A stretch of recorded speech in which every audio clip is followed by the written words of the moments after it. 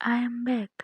तो चलिए हम आज का पार्ट शुरू करते हैं। लास्ट पार्ट में हमने देखा था एक लड़का जो होटल के रूम में उसकी आँख खुलती है तो वो उठकर बैठता है। वो अपने सर को पकड़कर कहता है, आखिर मुझे हुआ क्या था और मैं यहाँ पर कैसे पहुँचा। ऐसे ही फिर वो खड़े होकर फ्रेश वगैरह होता है और वो फिर होटल से नीचे आ जाता है।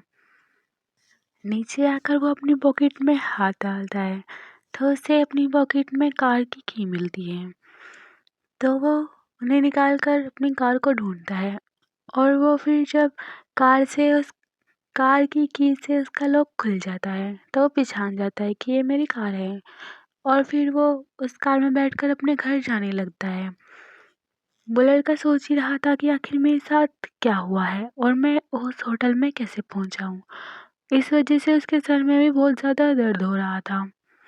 ऐसे ही कुछ देर बाद फिर वो घर पहुंच जाता है। वो अपने घर पहुंचकर फिर अंदर कार पार्क करके अंदर जाने लगता है। उस घर के जो गार्ड्स वगैरह थे वो उसे रोक लेते हैं और पूछते हैं कि सर आप कौन हैं और इस हाउस में किससे मिलने आए हैं। तो वो लड़का कहता है, क्या तुम मुझे नहीं पहचानते, हटो मेरे रास्ते से। ऐसे कहकर वो अंदर चला जाता है। गार्ड उसका पीछा भी करते हैं। वो लड़का अंदर आकर जोर से चिल्लाते हुए कहता है, ब्रदर आपने किन गार्ड्स को रखा हुआ है जो मुझे ही घर के अंदर नहीं आने देते। जेबुजुन जो सामने बैठे हुए थे वो तो उसे देखकर अपनी आंखें ही बड़ी कर लेते हैं और वो फिर उसके पास आकर कहते हैं, वांग जी क्या ये तुम हो। मुझे पता था एक ना एक दिन तुम ज़रूर ठीक हो जाओगे और देखो आज हम तुम्हें बिल्कुल सही सलामत देख सकते हैं। फिर वांग जी कहता है, ब्रदर आप एक ऐसी बातें कर रहे हैं और मेरे सर में बहुत तेज दर्द हो रहा है। आप इनको समझाइए कि ये मुझे ही नहीं पहचान पा रहे हैं और मुझे घर के अंदर भी नहीं आने दे रहे थे।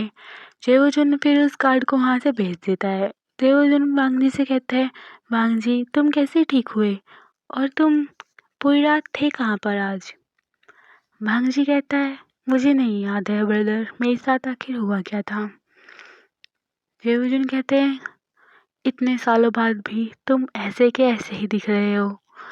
वांग जी कहता है, क्या मतलब आपका, मैं तो यहीं पर रहता था ना रोज। पर पता नहीं क्यों मुझे कुछ याद नहीं आ रहा। मैं जब सुबह उठा तो मैं एक होटल में था और मुझे याद ही नहीं कि मैं उस होटल में कैसे पहुंचा। ऐसे कहते हुए वो अपना सर पकड़कर वहीं सोफे पर बैठ जाता है। तभी ऊपर से वांग जी के ब्रदर अंकल ऊपर से आ रहे होते हैं और वो फिर शिचैन से कहते हैं, शिचैन तुम किससे बातें कर रहे हो। शिचैन बहुत खुश होते हुए कहता है, अंकल देखो वांग जी ठीक हो गया और ये देखो ये वांग जी यहाँ बैठा हुआ है। अंकल कहते हैं, क्या क्या तुम मजाक कर रहे हो। अंकल फिर जल्दी से आकर वांग जी के पास आ जाते हैं और उसको फिर देखकर बहुत ही ज़्यादा सरप्राइज हो जाते हैं और उसको बस जल्दी से हग कर लेते हैं। अंकल वांग जी को देखकर कहते हैं, वांग जी तुम सच में आज हमारे सामने हो, मैं कितना खुश हूँ। और उसको दोबारा से हग कर लेते हैं और वो कहते हैं, आखिरकार तुम ठीक हो ही गए। वांग जी कहता है, ऐसा मुझे क्या हुआ था, मुझे कुछ याद क्यों नहीं आ रहा है। आप सब मुझे ऐसे क्यों कह रहे हैं कि मैं ठीक हो गया हूँ, मुझे हुआ क्या था। फिर जोजन कहते हैं, वांग जी क्या तुम्हें कुछ भी याद नहीं है। वांग जी कहता है, नहीं मुझे सच में कुछ भी याद नहीं है, मैं वहाँ पर होटल में कैसे पहुँचा होटल में और आप सब मुझे ये सब क्यों कह रहे हैं। जोजन और अंकल अब एक दूसरे की तरफ देखने लगते हैं। फिर अंकल कहते हैं, कोई बात नहीं वांग जी तुम अपने रूम में जाकर रेस्ट करो और फिर तुम्हारे सर का दर्द ठीक हो जाएगा। वांग जी कहता है, जी अंकल मेरे सर में सच में बहुत तेज दर्द हो रहा है। और ऐसा कहकर फिर वांग जी अपने रूम में चला जाता है। अंकल योजुन से कहते हैं, पता नहीं ये कैसे ठीक हुआ, आखिर हम खुश हैं कि ये सच में ठीक तो हो गया इतने सालों बाद। जेवुजुन कहते हैं, जी अंकल पर मुझे लगता है कि इससे कुछ याद नहीं, ये कुछ तो भूल गया है। अंकल कहते हैं शायद तुम सही कह रहे हो। इधर वांग जी अपने रूम में आकर अपना सर पकड़ कर बैठ जाता है और वो कहता है आखिर मेरे साथ हुआ क्या था, और ये अंकल और ब्रदर मुझे ऐसा क्यों कह रहे हैं जैसे मैं बहुत ही बीमार था। और वो अपना सर लेकर बैठ जाता है और वो सोचने लगता है कि आखिर इसके साथ पहले क्या हुआ था और वो होटल में कैसे पहुंचा। कुछ समय बाद वांग जी शावर लेकर अपने रूम में सो जाता है। ऐसे ही अब कुछ दिन बीतने लगते हैं। कुछ दिन बीतने के बाद कुछ हफ्ते बीतने लगते हैं। ऐसे ही हफ्ते महीने में बदल जाते हैं। एक महीने बाद भी वांग जी को कुछ याद नहीं आ रहा था। अब वांग जी ऐसे ही नॉर्मल हो चुका था, अपना रोज का रूटीन करता और वो अब जा कंपनी में भी जाने लगा था। ऐसे ही एक महीने बाद दूसरा महीना भी बीत जाता है। एक दिन वांग जी के ब्रदर और अंकल ऐसे ही किसी टॉक पीप पर बैठकर बातें कर रहे थे। वे घर में ही किसी टॉक पीप पर बात कर रहे थे और वे वहीं पर काउच में बैठे हुए थे। तभी उनके घर की डोरबेल बजती है और उनका ध्यान फिर डोर की तरफ जाता है। एक सर्वेंट जो डोर खोलता है और वो फिर डोर बंद करने के बाद कुछ समय बाद वांग जी और उनके अंकल के पास वहाँ पर आ जाता है और वो फिर कहता है मास्टर आपके लिए कोई पार्सल लाया है। जेवुजुन कहते हैं रख दो, हम इन्हें बाद में देख लेंगे। सर्वेंट कहता है सर उसने कहा है कि आपको अभी दे दूँ जाकर, और उसने कहा है कि ये बहुत ही अर्जेंट है तो इसलिए आप प्लीज़ इसको देख लेना, उसने ऐसे कहा है। जेवुजुन कहते हैं अर्जेंट है, ऐसा क्या है इसमें। सर्वेंट कहता है पता नहीं सर, बस उसने कहा है कि ये आपके लिए बहुत ही ज़रूरी है। तो फिर वे तीनों ही उस पार्सल की तरफ देखने लगते हैं। जेवुजुन फिर वो पार्सल उस सर्वेंट से ले लेता है। वो एक गत्ते के बॉक्स में पैक हो रहा था तो जेवुजुन जल्दी से वो गत्ता से के बॉक्स खोलते हैं। उसके अंदर जब जेवुजुन देखते हैं तो वो बहुत ही ज़्यादा सरप्राइज हो जाते हैं और वो फिर अंकल और वांग जी की तरफ देखने लगते हैं। अंकल जेवुजुन से पूछते हैं ऐसा क्या है इसमें जो तुम ऐसे रिएक्ट कर रहे हो। तो जेवुजुन जल्दी से उस बॉक्स के अंदर से निकालता है तो फिर अंकल भी सरप्राइज हो जाते हैं। वो कहते हैं ये बॉक्स। जेवुजुन जल्दी से उस बॉक्स को वहाँ पर रखकर उस सर्वेंट से पूछता है कि तुम्हें पार्सल किसने दिया था। सर्वेंट कहते हैं सर एक लड़का आया था देने के लिए। फिर जेवुजुन जल्दी से गेट की तरफ भागते हैं और वो आसपास गेट खोलकर आसपास देखने लगते हैं क्या कोई यहाँ पर है। पर वे काफ़ी दूर तक घूमते हैं इधर उधर पर उन्हें कोई भी नहीं मिलता। वो वापस से फिर अंकल के पास आ जाते हैं। वांग जी अपने ब्रदर से पूछता है क्या हुआ ब्रदर, आप ऐसे भागकर क्यों गए थे। जेवुजुन वांग जी से बताते हैं मैं उसे देखने गया था जिसने ये बॉक्स पार्सल किया है। वांग जी कहता है ऐसा क्यों ब्रदर। जेवुजुन कहते हैं मैं उससे पूछना चाहता था कि ये किसने भेजा है। फिर अंकल कहते हैं तुम इसे एक बार खोल कर देखो क्या ये वही है। फिर जेवुजुन अपना सर हाँ में हिलाते हैं। जैसे ही फिर जेवुजुन उस बॉक्स को खोलते हैं तो ऊपर ही एक लेटर मिलता है। जेवुजुन उस लेटर को उठाते हैं तो उस पर वांग जी का नाम लिखा हुआ था। तो जेवुजुन वांग जी से कहते हैं ये शायद तुम्हारे लिए है, इस पर तुम्हारा ही नाम लिखा हुआ है। वांग जी फिर उस लेटर को लेकर कहता है मैं देख लूँगा इसको बाद में। जेवुजुन अपना सर हाँ मिलाते हैं और वो बॉक्स के अंदर देखने लगते हैं तो वो बॉक्स वही था जिसमें वांग जी और जेवुजुन के डैड ने वो प्रोजेक्ट बनाया था और वो किसी के हाथों में ना लगे तो इसलिए वो उन्होंने एक बच्चे को दिया था। जेवुजुन जैसे जैसे उस बॉक्स को देखते हैं तो उन्हें सब कुछ समझ में आ जाता है कि ये कैसा प्रोजेक्ट है और उसमें क्या होगा, क्योंकि इसमें ही कुछ कागजात भी थे जिसमें उसके बारे में लिखा हुआ था। अंकल भी ये सब देखते हैं और वो फिर जेवोजुन से कहते हैं हमें इस पर जल्दी से काम करना शुरू कर देना चाहिए क्योंकि ये अब हमारे हाथ में आ गया है। जेवोजुन कहते हैं जी अंकल, आपने सही कहा, पता नहीं किसने ये यहाँ पर भेज दिया। अच्छा हुआ कि किसी के गलत हाथों में नहीं पड़ा। वांग जी कहता है आखिर ये है क्या? फिर जेओजन वांग जी से बताने लगते हैं ये वही प्रोजेक्ट है जो हमारे डैड ने इतनी मेहनत से बनाया है, शायद ये उनका सपना था। वांग जी कहते हैं अच्छा, क्या आपको समझ में आ गया है कि ये कैसे काम करता है? जेओजन कहते हैं हाँ, बस अब इसको थोड़ा और इसमें इम्प्रूवमेंट करनी बाकी है। जैसे ही वो पूरी हो जाए तो हम इसे ज़रूर से लॉन्च कर देंगे। इससे हमारी कंपनी और भी ऊपर रैंक पे पहुंच जाएगी। वांग जी कहता है क्या सच में? अच्छा बताइए मुझे भी कि आखिर इसमें प्रोजेक्ट में है क्या, ताकि मैं भी आपकी मदद कर सकूं। जेवजुन कहते हैं हाँ क्यों नहीं। जेवजुन फिर उस बॉक्स के अंदर देखते हैं जिसमें ये एक रो में कुछ शीशियाँ रखी थी और दूसरी रो में भी कुछ शीशियाँ रखी हुई थी। उसमें 2 रो थी। एक रो में जो शीशियाँ रखी हुई थी उसमें कुछ ब्लू कलर का लिक्विड था और जो दूसरी रो में शीशियाँ रखी हुई थी उसमें कुछ ग्रीन कलर का लिक्विड था। जेओजन फिर उन दोनों को ही उठा लेते हैं और वो वांग जी को दिखाते हुए कहते हैं ये जो ग्रीन कलर की है ये फीमेल के लिए है और जो ये ब्लू कलर की है ये मेल के लिए है। वांग जी भी कुछ समझ नहीं पाता और वो कहता है मतलब क्या कहना चाहते हैं ब्रदर आप?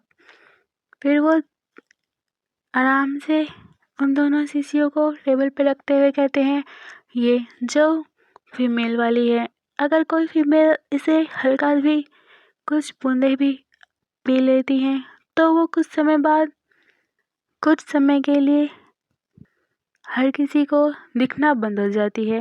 वांग जी कहता है क्या? फिर जेवजुन कहते हैं हाँ, वो अपना सब कुछ काम कर सकती है पर वो दिखने नहीं सकती किसी को भी। वांग जी कहता है क्या सच में?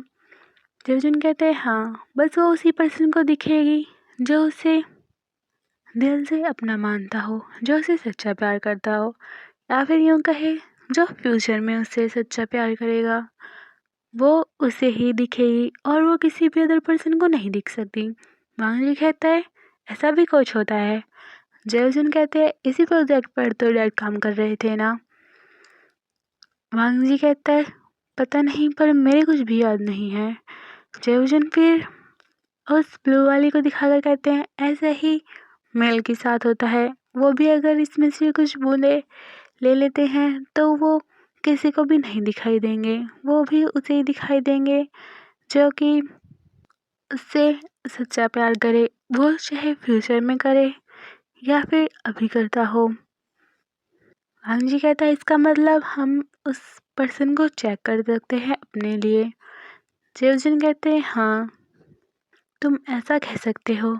कुछ समय के बाद वो फिर नॉर्मल हो जाना चाहिए, बस इतना ही मुझे पता है। शायद वो नॉर्मल हो जाता है या फिर पता नहीं। जेवजुन कहते हैं मुझे लगता है कि हमें वही एंटीडोट इसमें मिलाना पड़ेगा जिससे कि वो पर्सन दोबारा से कुछ देर बाद नॉर्मल हो जाए। ऐसा ही कुछ हमें बनाना पड़ेगा, हमें इसे लैब में चेक करना होगा। वांग जी कहते हैं सही कहा आपने ब्रदर, ठीक है तो हम आज से ही इस पे काम शुरू कर देते हैं।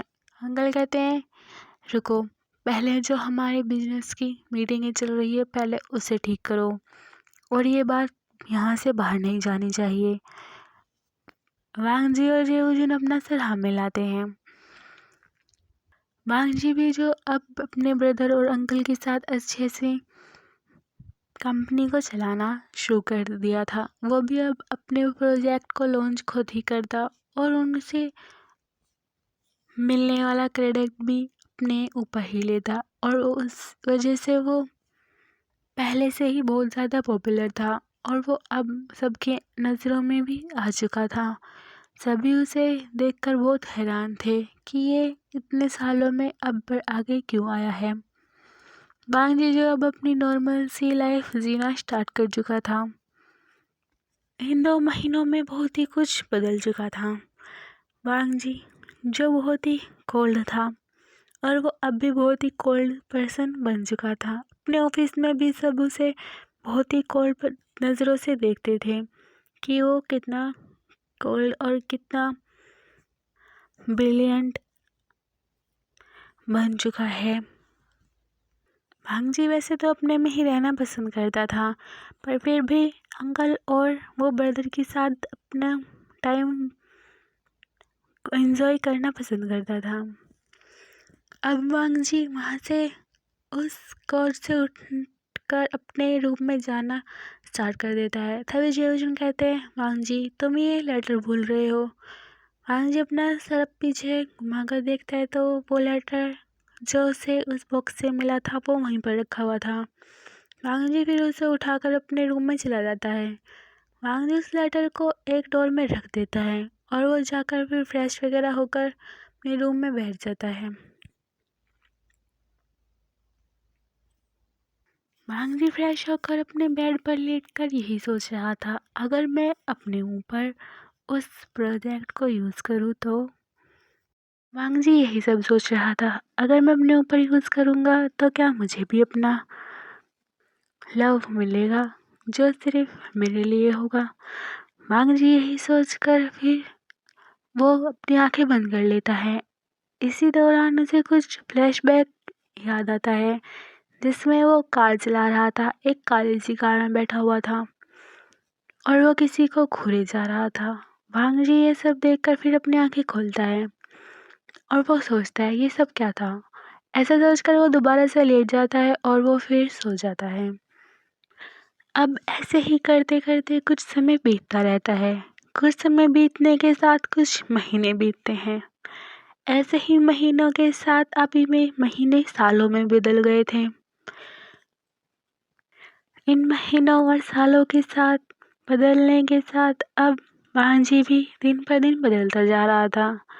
वांग जी जो पहले बहुत ही अच्छे से रहता था, पर वो अब दिन पर दिन बहुत ही ज़्यादा गुस्सा करना और किसी पर भी बिना वजह चिल्लाना, किसी से भी अच्छे से बात ना करना, वो सब चल रहा था। वांग जी अपने काम में इतना फोकस रहता था कि वो किसी को भी ज़्यादा ध्यान नहीं देता था। अब वांग जी ने और उसके अंकल और ब्रदर ने उस प्रोजेक्ट को भी पूरा कर लिया था जिसका नाम उन्होंने 2L रखा हुआ था, जिसके फुल फॉर्म 2 लोगों का प्यार, कुछ ऐसा रखा हुआ था। तो वांग जी आज पूरे 4 से 5 साल बाद आज वांग जी अपने बेड पर दोबारा से लेटा हुआ था और अब सुबह हो चुकी थी।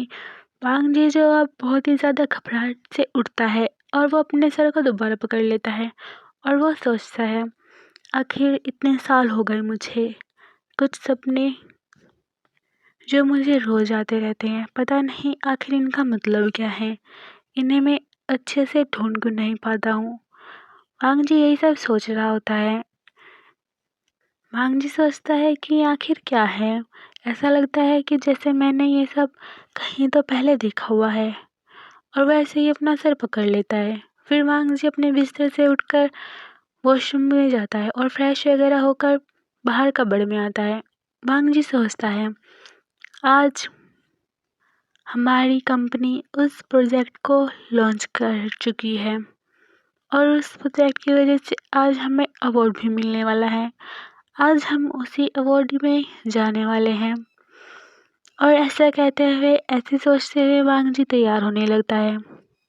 फिर वांग जी अपनी कबर्ड से कपड़े वगैरह पहनकर एक उसके जो कबर्ड के अंदर एक तिजोरी थी उसको खोलता है और उसमें से कुछ फाइलें निकालने लगता है। उस डोर में उस तिजोरी में एक लेटर भी रखा हुआ था। वांग जी जो उसे हर रोज ऐसे ही इग्नोर कर देता है और उसको वापस से बंद कर देता है और वो फिर अपनी कबर्ड को बंद करके वहाँ से चला जाता है। वांग जी अपने कागज वगैरह उठाकर उस कबर्ड को बंद करके अपने रूम से बाहर आ जाता है और वो अपने ब्रदर को देखता है। उससे ब्रदर कहते हैं, वांग जी क्या तुम आज रेडी हो? वांग जी कहता है, जी ब्रदर। फिर वे दोनों ऐसे ही कार में बैठकर निकल जाते हैं। कुछ समय बीतने के बाद वो दोनों ही अपनी जगह पर पहुंच जाते हैं जहाँ पर उन्हें पहुंचना था। उस जगह पे बहुत ही अच्छे से बड़ा से हॉल में एक पार्टी हो रही थी। वो एक अवार्ड फंक्शन था जहाँ पर वांग जी और जेऊजन पहुंचे थे। उन दोनों का बहुत ही अच्छे से स्वागत किया जाता है। वहाँ पर बहुत ही मीडिया वगैरह फ़ोटो वगैरह खींचे जा रहे थे, जिस पर वांग जी और जेऊजन रेड कारपेट पे चलकर अंदर जा रहे थे। उस अवार्ड फंक्शन में उन्हीं सबको उन्हीं सब कंपनियों का अवार्ड दिया जाता है जो बहुत ही अव्वल नंबर पर पहुंचे हुए हैं। इसलिए ही वांग जी और जेऊजन को भी बहुत ही अच्छे से स्वागत किया जाता है और वे दोनों फिर अंदर जाते हैं। तभी उनका एक गार्ड आकर कहता है, जो जेऊजन का सेक्रेटरी कहता है, सर यहाँ पर अब सब पहुँच गए हैं, कुछ ही देर में ये फंक्शन स्टार्ट होने वाला है और आप आइए, आपकी सीट हम दिखाते हैं। और वो ऐसे कहकर उनको ले जाकर एक सीट पर आगे की साइड बिठा देता है। वो दोनों ही अच्छे से बैठ जाते हैं और पानी वगैरह पीने लगते हैं। तभी ऐसे ही बैठकर जेहोजन वांग जी से कहते हैं, वांग जी मैं ज़रा और लोगों से मिलकर आता हूँ। वांग जी अपना सर हाथ में लाता है। जेहोजन वहाँ से फिर चले जाते हैं। तो चलिए दोस्तों, हम आगे का स्टोरी नेक्स्ट पार्ट में सुनते हैं। अगर आपको ये स्टोरी और ये पार्ट अच्छा लगा हो तो प्लीज़ मेरे वीडियो को लाइक करना, और आप अगर नए हैं तो प्लीज़ सब्सक्राइब कर देना। ओके बाय दोस्तों, थैंक यू सो मच।